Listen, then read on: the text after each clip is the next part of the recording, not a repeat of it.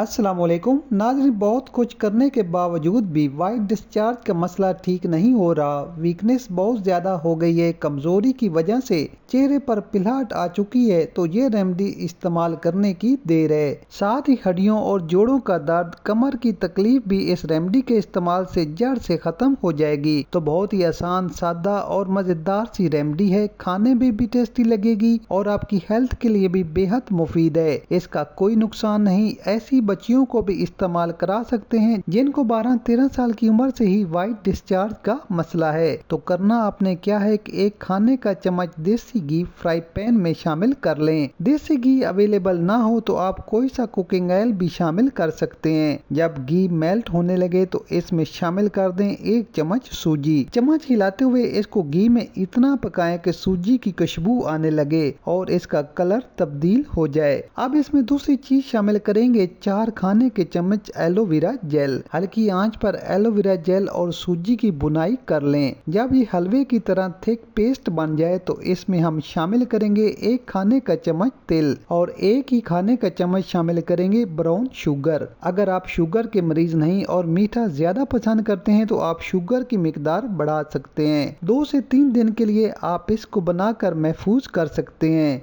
अब रोजाना सुबह नाश्ते से 1 घंटा पहले 1 गिलास दूध के साथ 1 चम्मच इस्तेमाल कर लें। जोड़ों, हड्डियों, कमर का दर्द, चेहरे की पिलहट, हर तरह की कमजोरी और वाइट डिस्चार्ज का मसला नेचुरल तौर पर ही खत्म होना शुरू हो जाएगा। तो इसका कोई साइड इफेक्ट नहीं। सर्दियों का मौसम आ रहा है, खुद भी इस्तेमाल करें और घर में बच्चियों को भी इस्तेमाल कराएं। 1-2 माह इस्तेमाल करें, आपको नाकाबिले यकीन फायदा होगा। तो नाज़रीन, रेमेडी पसंद आए तो वीडियो को लाइक, शेयर और कमेंट जरूर कर दें। मिलते हैं एक नई वीडियो के साथ। इजाजत दीजिए। अल्लाह हाफिज।